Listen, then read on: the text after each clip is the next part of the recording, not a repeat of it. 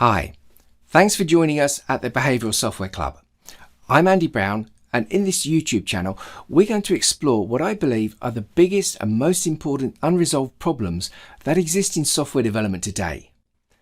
These unresolved problems span a diverse range. Everything from why do we have so many overdue projects, why do we take crazy risks, have too much technical debt, work in silos and don't talk to each other, and why we build regression packs full of junk tests. However, whilst these problems appear diverse, they all have an important thing in common. All of these problems are being driven, at least in part, by human factors. Currently, we're not trying to understand or address them, and I find this really strange. Try this yourself. Go out and grab someone who works in IT and say to them, the biggest problems in software development are not technical but human. Now, as you say this, the person you're speaking to will almost certainly be nodding their head in a knowing way. But then ask them, so what are you or your organisation doing about this? You're likely to be met with a blank stare or uncomfortable silence. And we ought to find this most peculiar. We recognise that we have large, long-standing, unresolved problems right at the centre of what we do. We have many individuals and organisations aspiring to be thought leaders in addressing software development's problems. And we readily acknowledge the nature of these problems. They're human factors.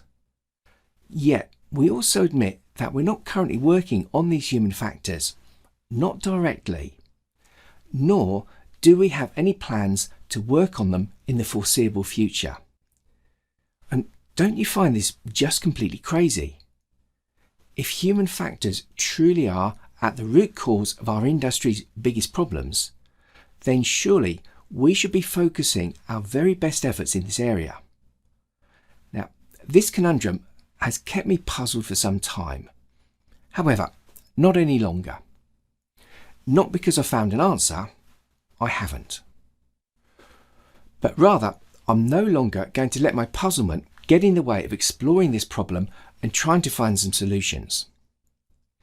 If you'd like to join me on this journey, that would be fantastic. So, this is what our channel is going to be about. We'll explore the long-term unresolved problems in software development, and there are lots of these. We'll concentrate on exploring the human factors and biases that are driving these problems. We'll also spend some time trying to understand what evolutionary benefits these biases may have offered our ancestors. Now, why might we want to do this? Well, because it seems very fashionable to criticise our cognitive biases as if they were universally bad things, but without ever seeking to understand why they evolved in us or the benefits they once gave us and which many continue to offer us. This criticising attitude is unhelpful for three reasons. Firstly, these cognitive biases exist within ourselves.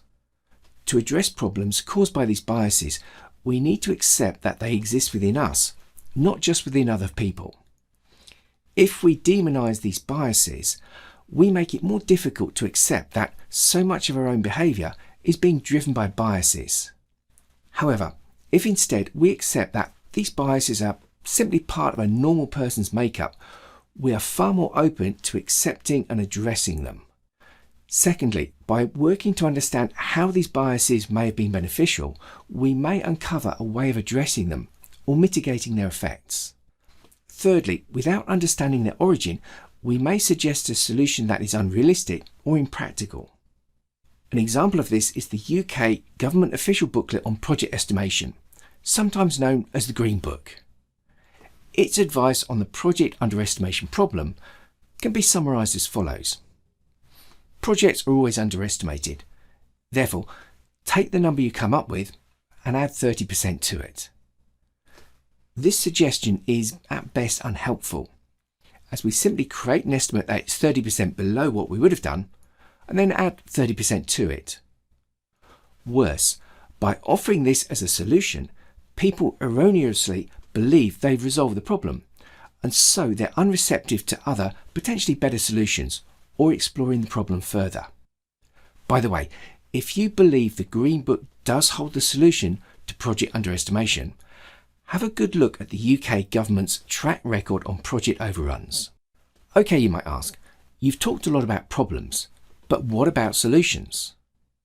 Right, well, solutions are important, but at this stage in our understanding, it is more important that people in our industry develop an accurate understanding of the real nature of these problems, plus those human factors driving them. We'll spend much of our time trying to understand the problem, exploring the human factors and biases that are driving the behavioural problem, plus trying to understand why we exhibit this behaviour.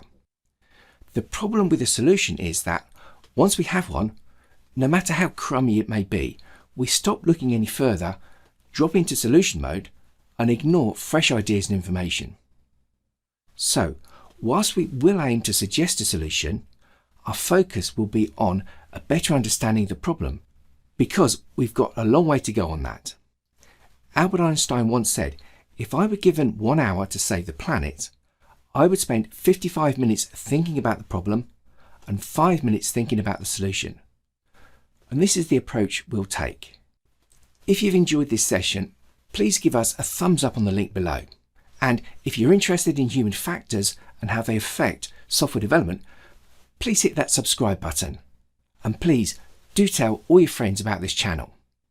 Thanks for watching, and I hope to see you again soon, either here or at a software development conference where I'd love to talk with you about these topics.